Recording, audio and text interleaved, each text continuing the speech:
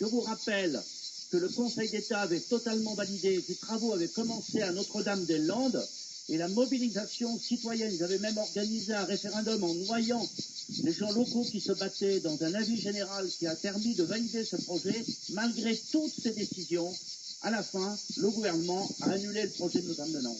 Eh bien, nous sommes dans la même logique ici. Ce projet est possible. Nous ferons tout et nous nous battrons pour le faire abolir. Voilà, ça c'est très important.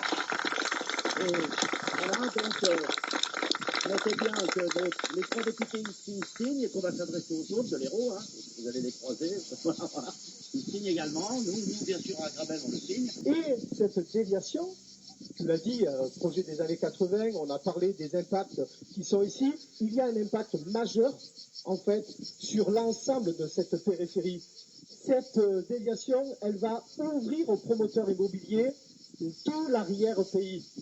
Ils sont déjà en train de prospecter et d'attendre, et j'ai rencontré plusieurs maires qui me disent il y a de la pression. Et en ce moment, il y a de grosses luttes entre certains promoteurs immobiliers sur le Pic Saint-Loup, notamment parce qu'il y a des terrains à conquérir. Sur quoi? Eh bien, sur les terres agricoles dont on va avoir besoin.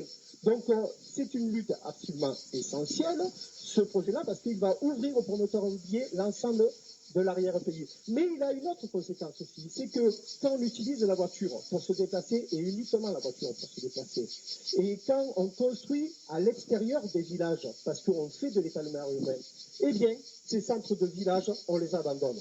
On les oublie parce qu'on ne prend plus sa voiture pour aller dans les commerces de proximité. Moi, je l'ai vécu. Hein. Et aujourd'hui, j'ai fait le choix, il y a quelques temps, de revivre au centre de l'Odol. Et bien, moi, je revis. Parce qu'il y a du collectif. Et ce que nous avons à faire, c'est de sortir des logiques individualistes dans lesquelles nous sommes pour revenir dans le collectif. Et là, il y a un moyen qui est structurel et extrêmement fort dont nous devons faire collectivement la promotion et qui est dans le programme. C'est celui du transport du quotidien, du transport ferré. Il existait des voies qui allaient de Sommières, Ganges, Sommières, Montpellier. Et là, Ganges sur ma circonscription. L'Odève, Montpellier existait également. Nous avions une voie qui part de Poland, qui traverse encore la circonscription et qui vient sur Montpellier. Eh bien, ces équipements-là que nous avons perdus, nous devons les regagner parce que c'est ceux-là qui vont nous permettre de contrôler l'urbanisation, qui vont nous permettre de remettre de la vie au cœur des villes et des villages. Voilà, donc voilà pourquoi le combat que nous menons ici, voilà ce que j'explique à ceux qui me disent « Ah mais non, on a besoin de cette déviation ». Eh bien, je crois qu'on a là des éléments structurants extrêmement forts pour l'avenir.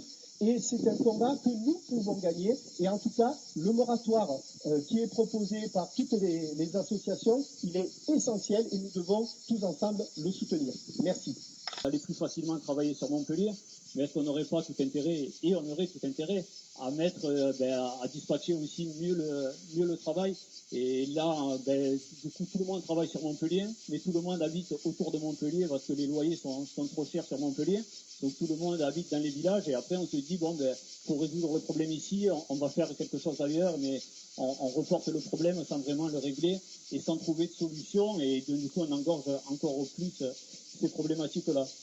Donc voilà, nous, ce qu'on défend, c'est vraiment faire des projets, mais vraiment pour le bien commun. Pour pouvoir construire un projet routier comme celui qu'on a à côté, là, il faut ôter quelque chose comme 70 hectares de terres agricoles. 70 hectares, pour comparer, je crois que c'est l'équivalent, monsieur le maire, vous allez confirmer, mais de la surface productive de Grabel. Donc vous imaginez un peu la surface que ça représente. On pourrait en faire quelque chose de ces terres agricoles. On a des cantines, par exemple, à Montpellier. Nous, on est pour le circuit court local, la rémunération directe des producteurs et une bonne alimentation, et notamment une bonne alimentation de nos enfants. Donc il y aurait d'autres projets à faire. Par ailleurs, lorsqu'on veut désengorger d'un côté une ville, construire, mettre le paquet sur une politique de transport public, c'est bien. Les rendre gratuits, c'est très bien. Mais il va falloir aussi réfléchir à comment on les déploie. Ça, c'est quelque chose que nous, on a réfléchi fortement à la NUPES, c'est-à-dire d'avoir un regard global, pas secteur par secteur. Et c'est-à-dire que, par exemple, pour aller du centre-ville de Montpellier à Combaillot, de Combaillot à Grabel, tout ça, c'est des choses qui se pensent et qui se pensent longtemps à l'avance.